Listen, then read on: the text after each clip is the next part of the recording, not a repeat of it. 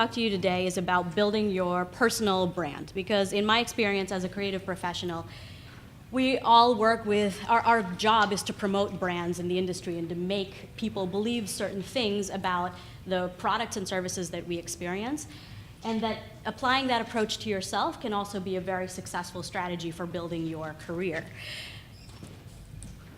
So, okay, so what does your brand mean exactly, right? So it's when you walk into a Starbucks in London or in Paris or in San Francisco or New York, and you order your tall cinnamon dolce latte skinny with skim milk, which is what I always order, you always expect it to sort of taste the same way, and you expect it to have the same level of quality. Well, what are the signals that send that expectation to you? It's when you walk into Starbucks, the wallpaper always looks the same, the chairs look the same, the logo is the same, there's that sound that the machines make, you know, the like all of that sets up this expectation of a certain experience that you're going to have. And that's what a brand does. And that's what you can bring to your career.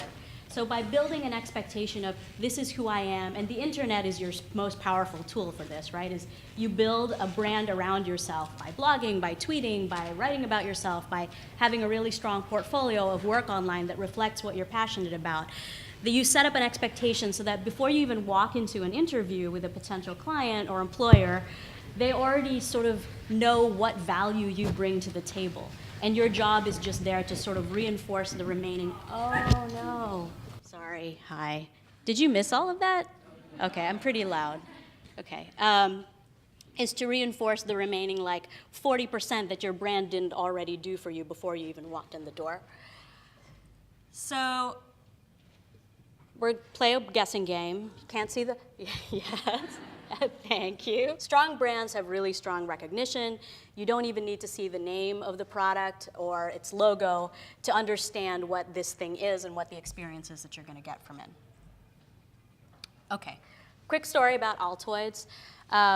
Just about brand signals and to get you to understand what this really means. So when Altoids first launched their product, there were three things that they were really concerned about. The first thing was they wanted the candy itself to be really like lumpy and irregular. The company that makes M&Ms, Mars, pitched for the contract to win, to manufacture Altoids, and they actually did not win that contract because they couldn't figure out how to make the candy like lumpy and weird enough. It always came out coming smooth like M&Ms. So they wanted a candy that when you put it in your mouth, it felt like no other candy on the market. It was always a very unique experience. The second thing they wanted to do is they made the box, the tin itself, really big and uncomfortable and weird. Like, this was a time when all the best-selling things in the market were like Tic Tacs, the really small things, or packs of gum. These are things that are easy to slip in your pocket. They wanted this thing that was really bulky and weird, and you wanted to pull it out of your pants as soon as you could and put it on the table. And that's what they wanted. They wanted their product to be visible to people. They wanted you to come into the conference room and put it on the table. And the third thing is the paper. So when you open a tin of Altoids, you know how it makes that kind of crinkly sound? They actually experimented with like 100 different types of paper to make sure that they got just the right sound of crinkle. So that when somebody opens an Altoid in a meeting and pulls it out, you hear that crinkle and you turn to them and be like, can I have an Altoid? Right? So it's this, those are the signals that they've set up so that you have a really strong kind of visceral and sensory connection to their brand. So why I'm here is because of these three brands, which Emily alluded to earlier, right? So when Emily reached out to me, she was like, we'd love for you to speak at this conference because you're somebody that's worked at these three great companies. So, Emily and I hadn't met before, but she was able to sort of make a few assumptions about who I am and what I care about because I've been a creative director at RGA, which is obviously a well-respected advertising agency, and I've been a creative director at Google and at Facebook. So the fact that these three brands are well-known confer a certain status on me as a person that has worked there, and that's the power of a brand. You have an expectation about me as a person because I'm associated with these three brands. So, how I look today is the way I've looked like every day for the past 10 years. I always wear my hair like this. I always wear black. I always usually wear like a pink accessory. This wasn't like a conscious decision to like cultivate a visual brand. It was just like, hey, if I buy everything in black, it makes my laundry easier to do, and I don't have to plan my outfit every morning, right? So the day I realized it had turned into kind of a brand this was about 5 years ago. I walked into the office one day on Halloween, and everybody was dressed like me. So my best friend Kate decided to play this joke. She sent an email out to everybody in the company. And she was like, okay, so tomorrow's Halloween, we're all gonna dress up like Carla. Here are Carla's brand guidelines, right?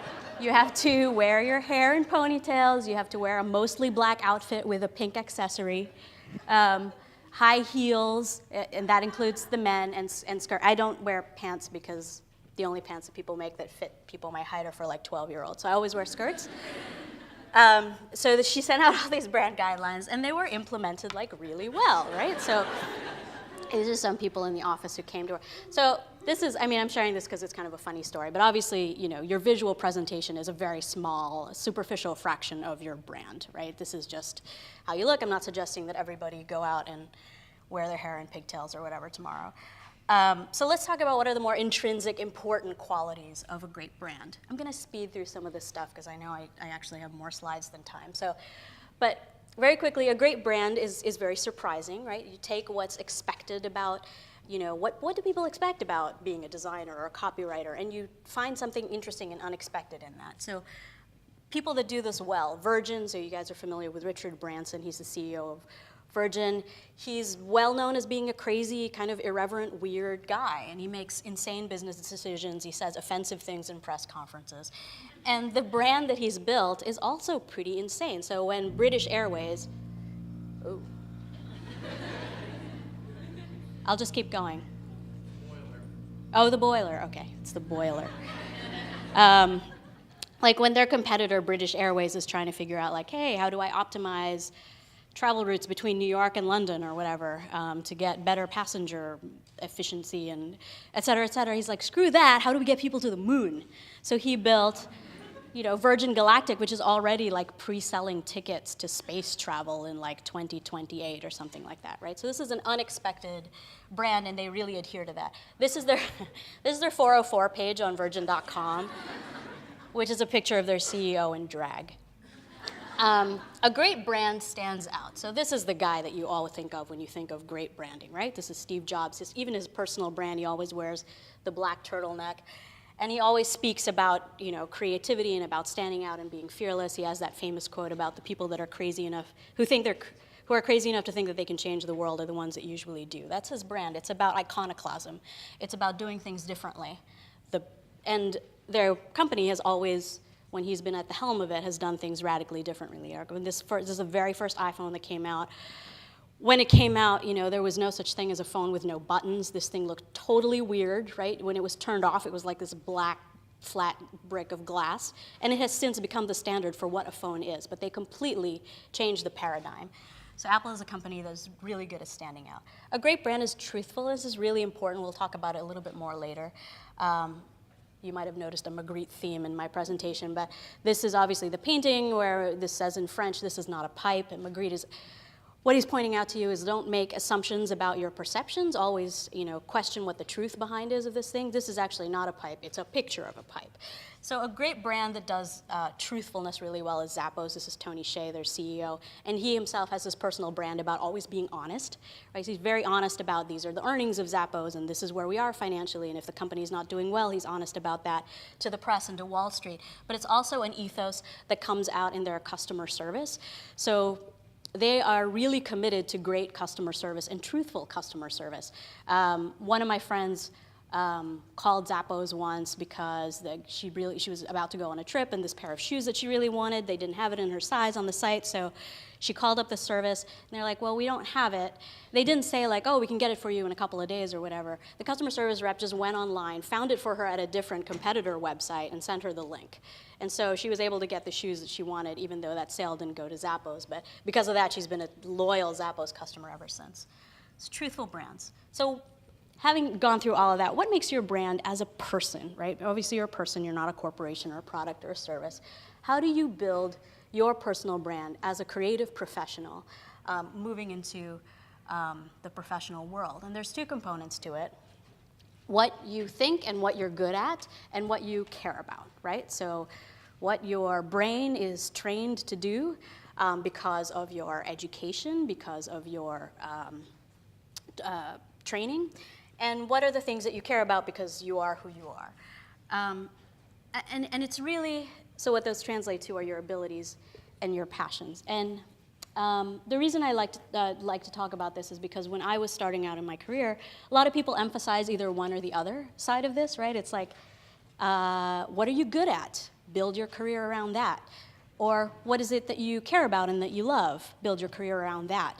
But the truth is, you're not really going to be successful and happy unless you find something that allows you to intersect both sides of these things, right? Like if you find a job where you're, hey, look, okay, I happen to be really good at writing copy for a pharmaceutical website. I'm good at that. Do I love it? No, but it pays well, so I'll go ahead and do that because that's what I'm good at. Because it's lacking your passion, what you'll end up doing is you'll look down 10 years down the line after you've become the best paid pharmaceutical website copywriter in the industry or designer or whatever, but you'll realize that the thing that you really care about is outside of your job, and you're spending, all of your energy and your time and your mental passion actually writing your novel because that's what you're good at, right? Or that's what you care about. So ideally, you want to find a job where you're doing both if you want to be successful and happy in the long term.